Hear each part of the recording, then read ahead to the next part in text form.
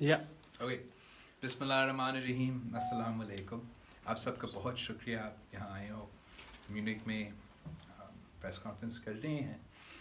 मैं अपना टूर का थोड़ा सा समराइज़ कर दूँ आप सब के लिए। हमने शुरू किया था वाशिंगटन डीसी में, जहाँ हमारे मुख्तलिफ मुलाकातें थे मुख्तलिफ यूएस ऑफिशियल से।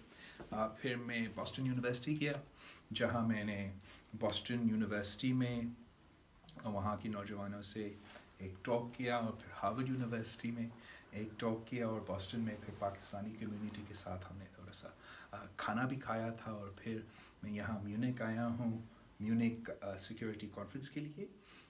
यहाँ हमें एक यंग लीडर्स की हैसियत में बुलाया गया, और हम ना सिर्फ मुख्तलिफ रहनुमा से मिले हैं, गुफ्तगू किए हैं, कॉन्फ्रेंस में भी किए हैं, और काफ़ी अच्छा एक्सपीरियंस रहा। हमारा कोशिश यही रहा है कि हम पाकिस्तान का अच्छा पॉजिटिव इम्प्रेशन दें पूरा दुनिया में, अमेरिका में भी और यहाँ में भी। और अल्हम्दुलिल्लाह हमारा अभी तक हाँ है, अच्छा गया है और कामयाब भी रहा है। तो आप सबका शुक्रिया। बिलावल, अभी आप जो पीपल्स पार्टी जर्मनी और यूरोप की तंजीम से खिताब कर रहे थे, तो वहाँ आपने कहा कि पीपल्स पार्टी एक नज़रियाती जमात है, जमहूरियत के तसलसल को हमेशा बरकरार रखेगी। लेकिन हम एक मरतबा फिर देख रहे हैं वही पॉलिटिकल विक्टिमाइजेशन, सियासतदानों के खिलाफ केसेस चल रहे हैं, तो क्या कहेंगे इस बारे में? Thank you for your question. जी बिल्कुल, एक मैं जहाँ भी जा रहा हूँ, मैं इस बात पे एम्फसाइज कर रहा हूँ कि पाकिस्तान की जमहूरियत के लिए हमने एक बहुत बड़ा कामयाबी हासिल की है। 3 इलेक्शंस हुए हैं, हमारा एक peaceful transfer of power, one civilian government to another civilian government 3 दफ़ा हुआ है। वो कहते हैं कि अगर 3 दफ़ा ये काम करते हो तो फिर बड़ा मुश्किल है to go backwards, to go towards dictatorship again. तो इस कामयाबी को मैं अंडरमाइन नहीं करना चाहता हूँ। मैं समझता हूँ कि ये कामयाबी पाकिस्तान का, पाकिस्तान की जमहूरियत का और पाकिस्तान पीपल्स पार्टी की नज़रिया की एक कामयाबी है। लेकिन साथ साथ आप सब देख रहे हो कि हमारे एक रिट्रैक्शन भी है, हमारे फ्रीडम ऑफ द प्रेस पे हमला हो रहे हैं, फ्रीडम ऑफ स्पीच पे हमले हो रहे हैं, हमारे ह्यूमन राइट्स जो हर शहरी के लिए बराबर होने चाहिए वो नहीं है इस वक्त। पाकिस्तान में हमारे जमहूरी हकूक़ पे हमले हो रहे हैं। हमारा इलेक्शन तो हुआ, मगर जिस किस्म के धांधली हुआ, जिस किस्म के एतराज़ात उठाए गए, वो भी बहुत संगीन है, और हमें इन इश्यूज़ को एड्रेस करना चाहिए। जहाँ तक केसेस की बात है, हम समझते हैं कि करप्शन का मुकाबला करने के लिए हमें एक कॉम्प्रहेंसिव करप्शन का कानून होना चाहिए। इस वक्त नैब का जो अदारा है वो पॉलिटिकल इंजीनियरिंग के लिए बनाया गया। आप एक फरिश्ता को भी नैब चेयरमैन बना दे, वो कानून ऐसा है, वो अदारा ऐसा है, वो सिस्टम ऐसा है कि वो सियासी मुखालफिन के ख़िलाफ़ इस्तेमाल किया जाता है।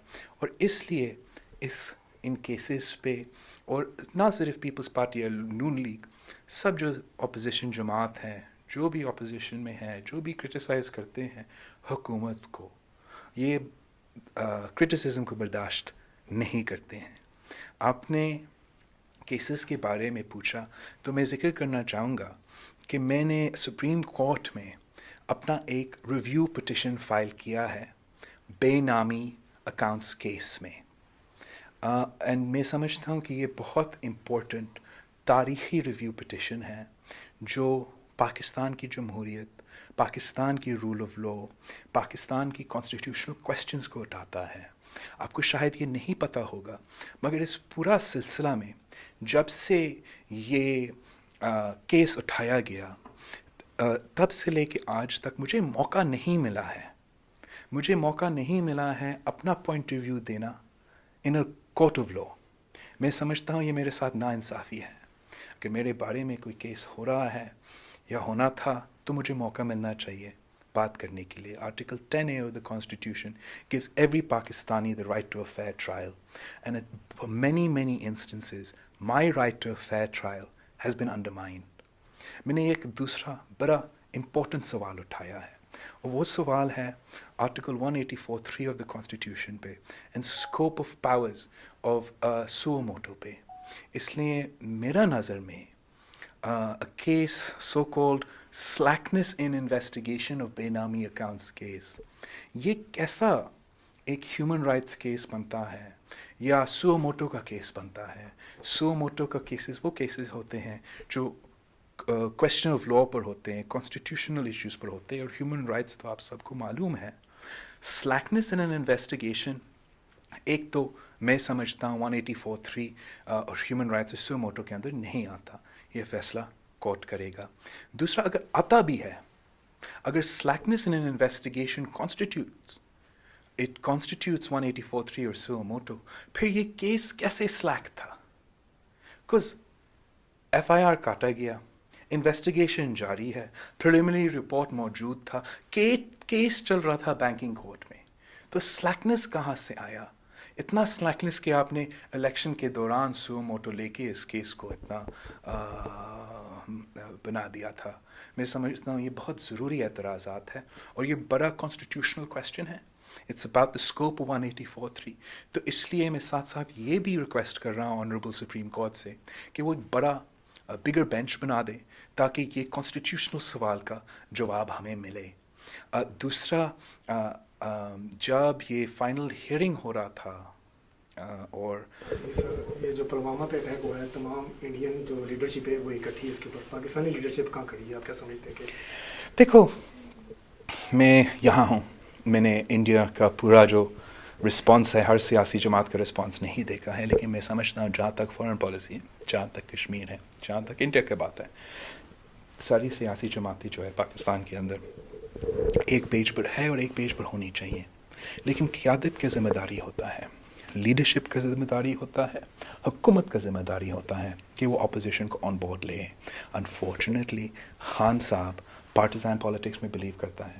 خان صاحب ہمیشہ طریقے انصاف کے فائدہ میں سوچتا ہے, پاکستان کے فائدہ میں نہیں. اس قسم کے بڑے حملے کے بعد خان صاحب کو اپوزیشن کو ریچ آؤٹ کرنا چاہیے تھا, وہ نہیں ہوا. لیکن میں باقی اپوزیشن کو, سارے اپوزیشن کو تعریف کرنا چاہوں گا کہ کسی نے اس انسیڈنٹ پہ سیاست نہیں کھیلی, اور ہم نے سب پاکستان کے حق میں بولا, پاکستان کا دفاع کیا, اور ہمیشہ یہ کرتے رہیں گے. میں سمجھتا ہوں کہ پاکستان کو انگیج کرنا چاہیے فارن پالیسی میں, فارن کنٹریز سے. ہم اپنے نیبرز کے ساتھ اپنا ریلیشن شپس بہتر کرنا چاہیے, ہمارے دوستوں کے ساتھ اپنے ریلیشن شپس بہتر کرنا چاہیے. I don't know about the details کہ کیا اناؤنس ہوگا کیا نہیں. جب اناؤنس ہوتا ہے ہمیں پتہ چلے گا. امید ہے کہ یہ انویسٹمنٹ اپرچونیٹیز ہوں گے. آئی تھنک کہ ہمارا جو ٹرانزیکشنل ریلیشن شپس ہے ایسا نہیں ہونے چاہیے. افسوس کے ساتھ کہنا پڑتا ہے کہ خان صاحب کا اب تک جو foreign policy has been more focused on aid, چندہ پہ ملک چلانا چاہتا ہے. چندہ سے ملک نہیں چلتا. آپ نے ٹریڈ ریلیشن شپ بلڈ کرنا ہے, آپ نے multi dimensional relationships build کرنا ہے, اور وہ ایسے نہیں بنتے جب آپ صرف ان ملکوں میں جاتے ہیں اور وہاں جا کے پیسے کے مطالبے کرتے ہیں. آپ نے اپنا آپ نے اپنا بزنس اپرچونیٹیز کو بھی ایکسپلور کرنا ہے, آپ نے اپنا ملٹی ڈائمینشنل ریلیشن شپ کو ایکسپلور کرنا ہے. ٹرانزیکشنل ریلیشن شپ سے foreign policy and relation ships between countries don't cement them selves.